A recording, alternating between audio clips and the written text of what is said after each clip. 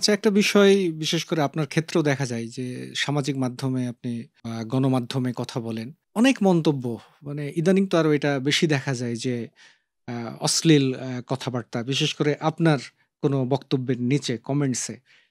এটা মানে আপনার ক্ষেত্রে এটা কেন এত বেশি হচ্ছে বলে আপনি মনে করেন? মানে একটা আপনি হুম, আপনার ভালোটাও ভালোভাবে অনেকে নেয় না কেন?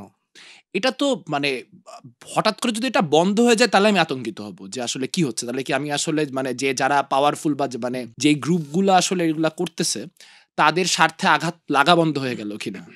মানে একটা তো খুব সিম্পল যেটা মানে কলিং আ স্পেড সেটা হচ্ছে যে মানে এই বটের যেই নোংরামোগুলো এটা প্রাথমিকভাবে জামাতের সমর্থক গোষ্ঠীর থেকে আসে। তো আমার রাজনৈতিক অবস্থান যেহেতু প্রচন্ড পরিমাণে অ্যান্টি জামাত। সো সেই জায়গা থেকে আমার যেকোনো বক্তব্য স্পেশালি জামাতের বিরুদ্ধে কোনো বক্তব্য গেলে, হুম। ইন্টারিমের বিরুদ্ধে কোনো বক্তব্য গেলে সেখানে তারা কোনো শালীনতা অশালীনতার কোনো ভেদরেখা রাখে না। তারা যা ইচ্ছা তাই বলে। আমার মুশকিলটা হয়েছে অন্য জায়গায়। আমি দীর্ঘদিন ছিলাম সেই মানুষটা যে একটা অশালীন মন্তব্যের উত্তরে আরেকটা অশালীন মন্তব্য, তার চেয়েও বেশি একটা অশালীন মন্তব্য, কিন্তু ওর তুলনায় অনেক বেশি ক্রিয়েটিভ একটা মন্তব্য ঠাস করে দিতাম। এখন যেটা হয়েছে যে আসলে এই যে একটা নেতৃত্বের হুম। একটা ইমেজ তৈরি হওয়া, তার ফলে না এই জাতাগুলো আর করা যাচ্ছে না।